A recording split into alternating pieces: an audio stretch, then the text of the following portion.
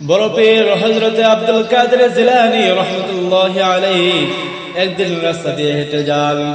এমন সময় এক কুকুর এসে প্রশ্ন করলেন, হে আব্দুল কাদের জিলানী, বলেন তো আমি উত্তম নাকি আপনি উত্তম? তার এই প্রশ্ন শুনে আব্দুল কাদের জিলানী রাহমাতুল্লাহি আলাইহি হতভম্ব হয়ে পড়লেন। এটা আবার কেমন প্রশ্ন? কুকুরকে বললেন, হে কুকুর, দাঁড়াও, আমাকে একটু চিন্তা ভাবনা করতে দাও।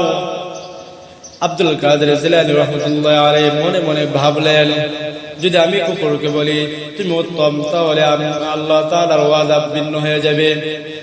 আল্লাহ তাআলা কোরআনে কারীমের মধ্যে বলেন, ওয়া মা খালাকাতুল জিন্না ওয়াল ইনসা ইল্লা লিয়াবুদুন। আমি আল্লাহ তাআলা মানব জাতিকে এবং জিন জাতিকে আমার ইবাদতের জন্য সৃষ্টি করেছি। আর যদি আমি বলি আমি উত্তম, তাহলে কুকুর কষ্ট পাবে।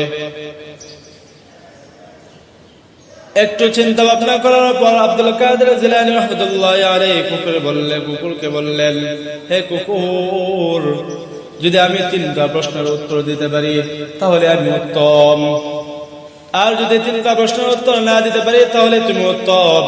কুকুর বললেন, এই 3টা প্রশ্ন কি? আব্দুল কাদের জিলানী রাহমাতুল্লাহি আলাইহি বললেন, 1 নাম্বার, আমার মৃত্যুর পর যখন ফেরেশতারা আমাকে এসে বলবে, হে আব্দুল কাদের জিলানী, মান রব্বুকা, তোমার রব কে? 2 নাম্বার, আমার দীনুকা, তোমার দ্বীন কি, ধর্ম কি? 3 নাম্বার, আমার নবিয়ুকা, তোমার নবী কে? নবী করিম সাল্লাল্লাহু আলাইহি ওয়াসাল্লামের চেহারা মুবারক আমার সামনে তুলে ধরবে। সেদিন যদি আমি মুমিন হই তাহলে চিনতে পারবো এটা হলো আমার রাসূল। এই প্রশ্ন শুনে কুকুর বলল,